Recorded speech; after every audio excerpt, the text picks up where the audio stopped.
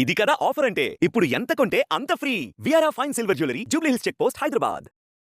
నమస్కారం, welcome to Suman TV. నేను గీతాంజలి. ప్రస్తుతం మనతో పాటు ఉన్న అతిథి శ్రీ విద్యాపీఠం వ్యవస్థాపకులు, గత 45 సంవత్సరాలుగా శ్రీ విద్యా ఉపాసన చేస్తూ ఎంతో మందికి మంత్రోపదేశం చేసిన గురువుగారు శ్రీ గురు కరుణామయ్య.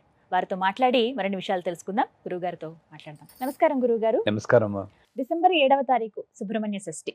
అసలు ఆ రోజున పూజ ఏ విధంగా చేసుకోవాలి? సుబ్రహ్మణ్యుడి ఆరాధన అంటే ఇక్కడ ఒక సందేహం. సుబ్రహ్మణ్యుడు అంటే నాగరాజ, కుమారస్వామికి అసలు ఆ పేరు ఎందుకు వచ్చింది?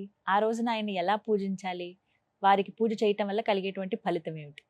వివరించండి. మంచి ప్రశ్న అడిగారు. ఈ సుబ్రహ్మణ్య షష్ఠి ఎప్పుడు చూసినా సుబ్రహ్మణ్య షష్ఠి అంటూ ఉంటారు, స్కంద షష్ఠి అని. నాగుల చవితి తర్వాత షష్ఠి ఒకటి వస్తుంది, అప్పుడు సుబ్రహ్మణ్య షష్ఠి అనే చేస్తారు. ఇప్పుడు షష్ఠి అంటారు. నిజాన్ని చెప్పాలంటే సుబ్రహ్మణ్యుడు నాగరాజు కాదు, కానీ సుబ్రహ్మణ్య ఆరాధన వల్ల సర్పదోషం పోతుంది. సర్పదోషం అంటే సాధారణంగా ప్రతిదోషానికి ఏదో ఒక పేరు పెట్టాలి కదా. సర్పదోషం అంటే దానివల్ల పెళ్ళిళ్ళు అవ్వకపోవడం, అయినా భార్యాభర్తల మధ్య సఖ్యత లేకపోవడం, ముఖ్యంగా పిల్లలు కలకపోవడం, అలాంటివి జరుగుతాయి. ఇక్కడ చూడండి ఎంత టెక్నికల్గా ఇది వ్యాలిడో. ఇప్పుడు సుబ్రహ్మణ్య స్వామి స్వాదిష్టానంలో ఉంటాడు. అందుకే 6 ట్రయాంగిల్స్, షట్కోణం, ముఖుడు, షణ్ముఖ సరిపోయింది. అక్కడే బాలా త్రిపుర సుందరి, బాల సుబ్రహ్మణ్యం ఇద్దరు అక్కడే ఉన్నారు. ఈ ఆవిడ మంత్రం ఐం క్లీం సౌ సౌ క్లీం అయితే, ఈయన మంత్రం ఓం శ్రీం హ్రీం క్లీం ఐం సౌం శరవణ భవాయ నమః. శరవణ భవ శరవణ భవ శరవణ శరవణ భవ 6 సరిపోయింది. ఈ అక్షరాలు చెప్తేట కామ క్రోధ లోభ మోహ మదమాత్సర్యాలన్నీ కంట్రోల్లో ఉండి మంచి సాధన చేయొచ్చు. మరి ఇవన్నీ కంట్రోల్లో ఉన్నాయంటే భార్యాభర్తల మధ్య పెరిగిపోయింది కదా. అంటే సుబ్రహ్మణ్య మంత్రం దానికి సరిపోతుంది. పోతే ఇక్కడ ఏముంది, ఫిలోపియన్ ట్యూబ్స్, యూట్రస్ ఆడవాళ్ళకి. సో సాధారణంగా పిల్లలు కలకపోవడానికి ఈ ట్యూబ్లో బ్లాక్ ఉండడం, గర్భసంచిలో కొంచెం లోపాలు ఉండడం, స్పెర్మ్ కౌంట్ తక్కువ అవడం, ఇవన్నీ ఉంటాయి. ఇది సర్పదోషం అన్నారు. సర్పాన్ని కంట్రోల్ చేసేది పీకాక్, నెమలి మీద ఉన్నవాడు సుబ్రహ్మణ్యుడు. అందువల్ల సుబ్రహ్మణ్య మంత్రం చెప్తే సర్పదోషం కంట్రోల్ అవుతుంది, అది సత్యం.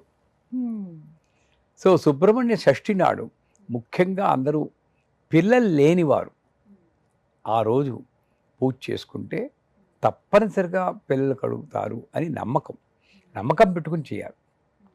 పోతే ఎలా చేయాలి? సాధారణంగా ఆ రోజు కూడా నేను నాగరాజు అనుకుని పుట్టలోకి వెళ్ళి పాలు పోసి అక్కడ పోని నిజంగా సర్పరాజు ఉంటే వాటి పీస్ ఆఫ్ మైండ్ పోగొట్టేటట్టు అక్కడ టపాకాయలు పేలుస్తారు. తప్పేనా? అది అయితే చాలా దారుణం. శాపం ఇస్తాడు. నన్ను అడిగితే ఆ నాగరాజు శాపం ఇస్తాడు. అంతవరకు సర్పశాపం లేకపోయినా పుట్ట దగ్గరికి వెళ్ళి టపాకాయలు పెరిస్తే మాత్రం శాపం ఇస్తాడు. ఇంకా పుట్ట పైన పెట్టాలి, కానీ ఆ పుట్ట లోపల కోడిగుడ్లన్నీ మొత్తం కుక్కేసేసి వాడు పైకి రాకుండా చేసి ఇంత విపరీతంగా చేయకూడదు. అది వేరు, నాగుల చవితి. ఈరోజు కూడా చేస్తారు. అలా చేయకుండా సుబ్రహ్మణ్య స్వామికి దధ్యోజనంతో పెడితే మంచిదంటారు. ఆయనకి ఒక మంత్రం ఉంది, చెప్పాను కదా, ఓం శ్రీం హ్రీం క్లీం ఐం సౌం శరవణ భవాయ నమః, లేదా శరవణ భవ అన్న మంత్రం. ఆయనకి సుబ్రహ్మణ్య త్రిశతి అని 300 నామాలు ఉన్నాయి. ఒక్కొక్క 6 అక్షరాలు కదా, ఒక్కొక్క నామానికి 50, ఒక అక్షరానికి 50 చొప్పున 6 50 300 సరిపోయింది. శ్రీం సౌం శరవణ భవ శరచంద్రాయ ప్రభ అని వరుసకి వస్తుంది. నేను రోజు చేస్తాను అది. మనకి దోషాలు ఉన్నా సుబ్రహ్మణ్యం బాలా త్రిపుర సుందరి ఆ రూపంలో అర్చించుకుంటామని. 2 పిల్లల గురించి కూడా కాదు, అది వేరు. సో సుబ్రహ్మణ్య స్వామి యొక్క ఆరాధన ఎలా చేయాలంటే, విగ్రహం మనకు దొరుకుతుంది, చిన్న సైజు విగ్రహం, అది పెట్టుకోవచ్చు. అంటే కుమారస్వామి విగ్రహం కుమారస్వామి తెచ్చుకోవాలి. విగ్రహం. కుమారస్వామి అన్న, సుబ్రహ్మణ్యం అన్న, బాలసుబ్రహ్మణ్యం అన్న, మురుఘ అన్న, షణ్ముఖ అన్న అరవ్వాళ్ళు బాగా చేస్తారు. వాళ్ళు అసలు ఇన్ని ఆలయాలు ఉంటాయండి. కావడి పట్టుకుంటారు. ఆ, ఈ ధనుర్మాసంలో కూడా కావడి పట్టుకుంటారు. పాల్ కావడి, దేన్ కావడి అని పాటలు పాడుకుంటూ, కొంతమంది విపరీతంగా ఇక్కడ నుండి ఇక్కడికి పొలాలు పరుచుకుంటూ, అది మనకు అనవసరం. సో సుబ్రహ్మణ్య విగ్రహం పెట్టుకుని అందులో వేల్తో ఉన్న, అంటే వేల్ అంటే సోలం, త్రిశూలం కాదు, సోలంలా ఉన్నది వేల్మురుగా, వేల్మురుగా, వేల్మురుగా, వేల్మురుగా అని అరవాళ్ళు పాట పాడతారు. అది పెట్టిన విగ్రహం పెట్టుకొని ఆ విగ్రహంలో ముందు ఆవాహన చేయాలి. ఆవాహన ఇక్కడ అక్షతలు పట్టుకున్నా కూడా ఈ ఆరాధన ఎందుకు చేస్తారు? ముందు ఇక్కడున్న దోషాలు పోవడానికి. అందుకని ఊపిరి, ఈ బేస్ మజిల్స్, యానస్ మజిల్స్ అంటాం ఇంగ్లీష్లో, ఈ బేస్ మజిల్ని ఇలా పైకి లేపినట్టు పట్టుకొని స్వాదిష్టానాన్ని యాక్టివేట్ చేయాలి ఆ ఊపిరితో చేసి, అప్పుడు ఈ యొక్క భాగం అంతా కూడా యాక్టివేట్ అయినట్టు మనం ఊహించుకుంటూ ఏదో ఒక మంత్రం, శరవణభవో ఓం శ్రీం హ్రీం క్లీం ఐం సోం శరవణభవ అని చెప్పి 6 సార్లు చెప్పాలి. 6 కానీ కొంతమంది 6 కౌంట్లు చెప్తారు. 6, 12, 18, 24 నీ ఇష్టం చెప్పి ఆ స్వామి మీద ఆవాహన చేయాలి. చేశాక తెల్ల పుష్పాలతో చేసిన, ఎర్ర పుష్పాలు యాక్చువల్గా స్వాదిష్టానం ఎరుపు రంగులో ఉంటుంది కాదు, ఎర్ర పుష్పాలతో చేసినా సరే, ఎర్ర పుష్పాలతో షష్ఠీదేవి అని ఒక దేవి ఉన్నారు. ఆ దేవి వల్ల పిల్లలు పుడతారంటారు. సుబ్రహ్మణ్య షష్ఠి కాదు, షష్ఠీదేవిని కూడా తలుచుకుని చేస్తారు. సుబ్రహ్మణ్య షష్ఠి అను, ఆ షష్ఠికి అధిష్టాన దేవత షష్ఠీదేవి. ఆవిడికి ఇందాక చెప్పుకున్నట్టు ఒక ఎర్ర పుష్పం, ఎర్ర పళ్ళు, ఎర్ర వస్త్రాన్ని ధరించి బియ్యపిండి బెల్లంతో కలిపి దాంతో ప్రమిదల్లా చేసి దాంట్లో నెయ్యి వేసి దీపాలు పెడతారు. చాలా ముఖ్యం సుబ్రహ్మణ్య. ఆ రోజునండి ఎన్ని పెట్టాలండి అలా? 16 దీపాలు, 16 జ్యోతులు అంటారు కదా. 16 ఓపిక లేదు, 6 మీ ఇష్టం. 16 జ్యోతులు అంటే మళ్ళీ అక్కడ కూడా ఏంటంటే 16 దేనికి కనెక్ట్ అవుతుంది? చంద్రుడు, చంద్రకళలు 16. సార్ నా మైండ్ కంట్రోల్లో ఉంచిన ఆయన, మైండ్ కంట్రోల్లో ఉంటే 6 అరిషడ్వర్గాలు నాకు కంట్రోల్లో ఉంటాయని 16 జ్యోతులు. పెళ్ళిళ్ళలో కూడా 16 జ్యోతులు పట్టుకొస్తారు. జ్ఞాపకం ఉందా? ఆ పెళ్ళికొడు, మీ పెళ్లి గుర్తు తెచ్చుకోండి ఒకసారి.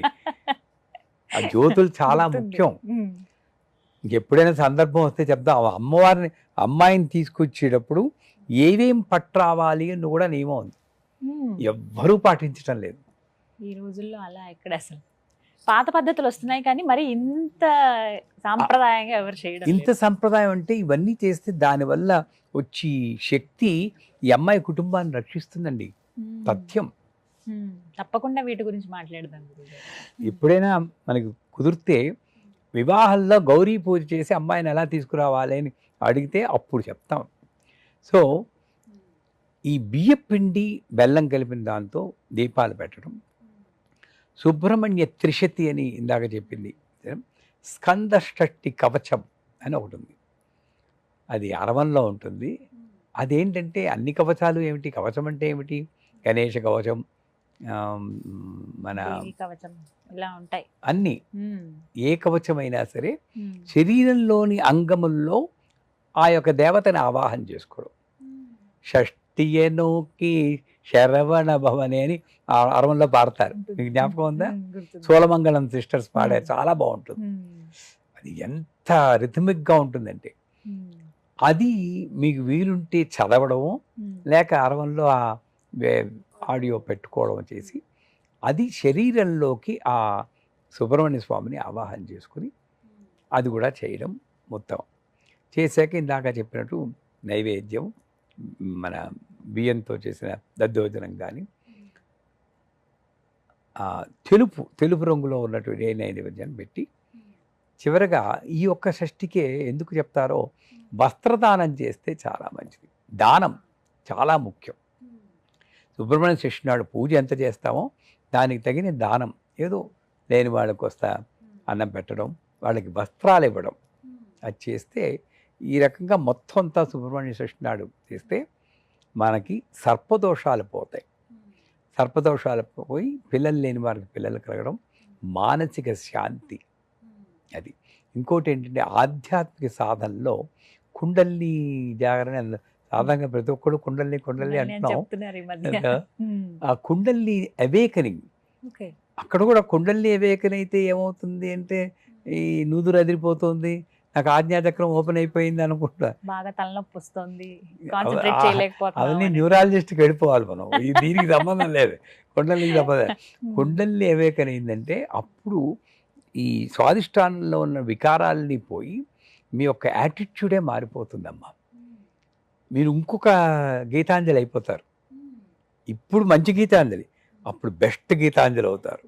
అంత మార్పు 100% ఈ సుబ్రహ్మణ్య ఆరాధన వల్ల వస్తుంది. కుండలిని ప్రబోధం అంటే అదే. నాలో అంతవరకు ఉన్న జీవితం వేరు, ఇప్పుడున్న జీవితం వేరు. అటువంటి మార్పుని తేవడానికి కూడా సుబ్బారాయుడు షష్ఠి ఆ అంటారు. రోజున ఆ రోజు చేసుకోవడం మంచిదంట. నాంది చేసుకుని, అసలు ఆ రోజు ఒక రోజు ఏంటమ్మా ఏముంది, ఆయన అష్టోత్తరం చెప్పి రోజు పూజ చేసుకుంటే పోలే. ఇలా పూజ అవకాశం లేని వాళ్ళు ఆ రోజున ఏం చేయాలండి? సుబ్రహ్మణ్య షష్ఠి రోజు మంత్ర జపం మంత్రం. జపం శరవణ భవం శరవణ భవం శరవణ భవం, దాన్ని మించింది లేదు. ఇంకా వీలున్న వాళ్ళు, కాస్త అవకాశం ఉన్నవాళ్ళు తర్పణం అంటారు, సుబ్రహ్మణ్య తర్పణం. మంత్రము ప్లస్ తర్పణం, దానికి సుగంధ జలాలతోటి ఒక సుబ్రహ్మణ్య రూపం చేసుకుని పసుపుతోటి, గంధంతో పసుపుతోటి దానికి తర్పణం చేసుకోవచ్చు. ఇంకా మీకు ఓపిక ఉందా, హోమం చేయక సుబ్రహ్మణ్య హోమం. Sky is the limit. అలాగని ఎక్కువ చేసి మనల్ని మనం ఐరాణ పడుకుపోకుండా నేను చెప్పినట్టు సింపుల్గా ఒక చిన్న పూజ చేసుకుని శరవణభవ ఆ రోజంతా అనుకోండి. ఎందుకు రాదు? ఆ సుబ్రహ్మణ్య అనుగ్రహం తప్పనిసరిగా వస్తుంది. మీ మాటే చలో రావాలని కోరుకుంటున్నాం అందరూ. చక్కగా వివరించారండి. నమస్కారం.